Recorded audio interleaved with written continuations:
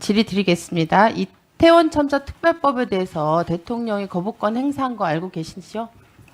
네, 네. 뉴스로 알고 있습니다. 네. 시신이 왜 의정부나 평택이나 양주 등 전국 46개소로 분산 안치돼 있었고, 그다음에 그 가족들한테 시신에 대한 마약 부검을 하라고 제안을 했고, 이런 부분들과 관련돼서 진상 규명이 전혀 이루어지지 않고 있고요. 그다음에 책임을 져야 될 그 용산구청장이나 서울경찰청장이나 행안부 장관은 아직 거리를 활보하고 있어요. 그래서 이 이태원 특별법에 대한 가족들의 요구뿐 아니라 국민적인 요구도 굉장히 강합니다. 그런데 이제 대통령이 거부권 행사를 하셨어요. 현재까지 지금 한 2년도 채 못 됐는데 윤석열 대통령 임기가 거부권을 몇 번 행사하셨는지 아시는지요? 송구하지만 정확히 알지 못하고 있습니다. 9건을 행사하셨습니다. 근데 거부권은 사실은 헌법이 부여한 공적 권한이죠. 네, 그렇죠. 그렇습니다. 이거 사적으로 사용하면 됩니까, 안 됩니까? 안 되죠? 사적으로는 안 되는 사적으로 안 것으로 알고 되죠. 있습니다. 그런데 아시다시피 그 9건의 거부권 중에는 대통령 부인에 관한 특검법에 대한 거부권도 행사가 됐습니다. 이거는 사실은 명백한 이해 충돌에 해당되는 거고, 제가 볼 때는 공적 권한을 사적으로 남용한 거라고 생각하는데 어떻게 생각하세요? 그 부분은 지금 정치권에서 워낙 아니, 첨예하게 정치권이 아니고 네네. 대법관 후보자로서. 대법관 후보자로서의 의견을 말씀. 네, 그렇죠. 원하시는 오늘은 다 건가요? 대법관 후보자로 네. 말씀하셔야 돼요.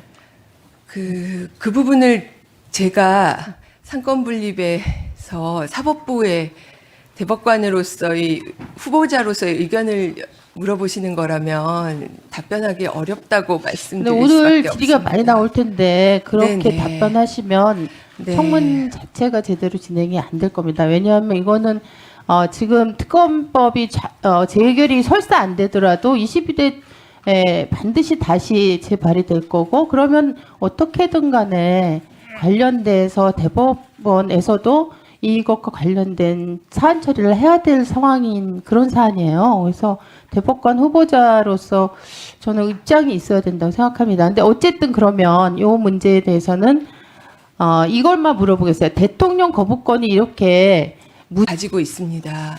네. 지금 사실 김건희 네네.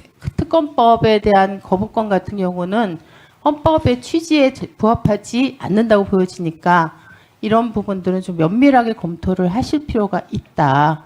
물론 입법부와 이런 그 영역의 일이지만 사실은 사법부에서도 같이 고민을 해야 된다고 생각합니다. 두 번째 질의 드리겠습니다. 최근에 파키스탄 법원에서요, 파키스탄 총리 부패 혐의로 14년의 징역형이 선고됐고요. 그 부인도 선고가 됐는데 사유가 뭐냐면 그 총리 재직 시절에 국빈용 선물을 받았고 이거를 제대로 신고하지 않고 착복했다는 게 14년형의 사유였습니다. 알고 계세요? 그 뉴스는 접하지 못했습니다. 최근에 예. 그런 판결이 있었습니다. 네. 우리나라 대통령 배우자가 고가의 명품백 선물 받는 장면이 언론 되게 많이 나왔습니다. 보셨습니까? 저는 못 그냥 보셨습니까? 장면만 사진으로 봤습니다. 사진으로 네. 오셨어요. 그럼 잠깐 소리 제거한 상태로 한번 이거 보세요. 거기 요게 화면을 봐주세요. 영상 한번 봐주십시오. 제가 남북 문제에 좀 나설 생각이다. 이렇게 얘기하고 있습니다. 잠깐만요. 잠깐만요. 대법관의 자 이상입니다.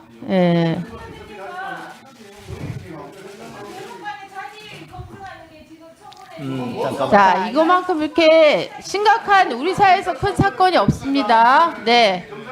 예. 영상 끝났습니다. 영상 제가 여쭤보겠습니다. 그 남북 문제나 통일 문제는 대통령의 직무사 권한 범위 사안이죠? 그렇게 그렇죠? 알고 있습니다. 네. 근데 지금 보신 것처럼 지금 그 대통령 배우자가 자신이 남북 문제에 나설 생각이 있다. 이렇게 얘기를 하고 그 다음에 고가 이 면담을 한 사람이 고가 명품백을 건넸는데 그걸 거절하지 않고 받았어요. 그리고 그분의 정책 제안에 동조하면서 자기가 앞으로 남북 문제에 나설 건데 같이 일해보자 이런 제안까지 사실 대통령 배우자가 했어요. 요거는 이제 2차 접견 때 영상인데 1차 접견 때는 여사 본인이 대통령 임기 5년 안에 남북통일 시키겠다 이런 얘기까지 사실은 했습니다. 이것과 관련해서 제가 두 가지만 여쭤보겠습니다. 첫 번째, 대통령 배우자가 대통령 직무 범위라고 분명히 말씀하셨는데 이 남북 문제에 대해서 개입할 권한이 있습니까? 대통령 배우자 이렇게 말해도 됩니까? 내가 지금 남북 권한을 물어보셨는데 네. 기본적으로 대통령 배우자는 아무런 직무상 권한은 없으신 공적 것으로 권한이 알고 없죠. 그런데 있습니다. 본인이 내가 남북 문제에 나서겠다. 임기 5년 안에 남북 통일 시킬 거다. 이렇게 지금 말을 했습니다. 이거는 명백하게 이게 저 헌법 위반입니다. 사실은 국정농단이고 국정 개입입니다. 두 번째 질문입니다. 그 후보자께서 이제 그 대법관 후보자시니까요. 그 대법관 후보자 법관 입장에서 판단을 좀 해주시면.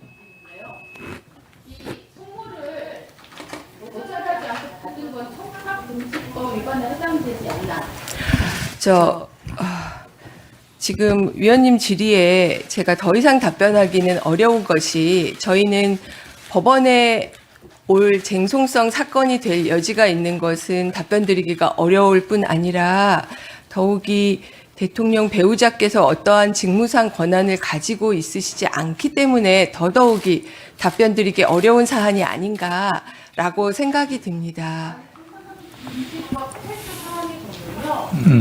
네, 정리해 주시죠. 예, 정리해 주시죠. 네, 예. 예, 마무리하세요. 예.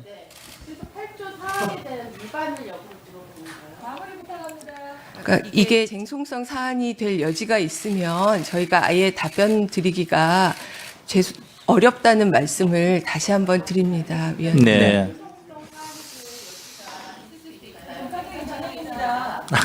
끝. 예, 수고하셨습니다. 네, 서울서초갑의 조은희 의원입니다. 저는 이런 청문회 진행이 어떻게 이루어질 수 있는지 납득하기 곤란합니다. 대법관 신숙희 후보자 인사청문회는 신숙희 후보자가 대법관으로서 자질이 있는지 어떤 법관을 갖고 있는지를 검증하는 자리입니다. 근데 저는 지금 동료 야당 위원회 이 질의를 들으면서 지금이 총선 유세장에 왔나 이런 생각이 듭니다. 어떻게 관련이 없는 이슈를 정치적으로 합니까? 신숙희 후보자가 제가 보니까 아주 청문회 준비하면서 보니까 신상과 관련해서 논란이 될 만한 이슈도 없고 굉장히 훌륭한 대법관 후보자라고 생각합니다. 아무리 준비가 안 되셔도 그렇지 어떻게 이 후보자 검증과는 관련이 없는 정치적 이슈를 여기 들어와서 인사청문회를 파행으로 유도하는 건지 저는 그걸 이해할 수가 없습니다. 그리고 지금 위원장님께서 지금 간사간 협의가 됐다고 하는데 지금 청문회와 관련 있는 거면 무음으로 튈 수 있습니다. 그러나 이거는 정치적인 공격이고 이거는 청문회를 파행으로 이끌려는 의도가 엿보이는 건데 이런 것이 어떻게 합의가 되는 건지 저는 간사간 합의가 있었다는 것에도 굉장히 유감으로 생각하고 앞으로도 청문회가 정상적으로 진행될 수 있도록 특별히 유념해 주시길 바랍니다. 네, 감사합니다. 잠깐만요. 그리고요 이런 걸 보면 우리 국민들은 참 현명할 거라고 저는 믿습니다. 네, 예. 조금이라도 의사 진행이 원활하게 될 수 있도록 해주십시오. 네, 우리 조은희 의원님. 네, 강민정 의원님. 이 질의 중 사례로 들은 파키스탄 총리의 14년형 이거 국회에서 14년형 내린 게 아니고 법원에서 내린 거예요, 판사가.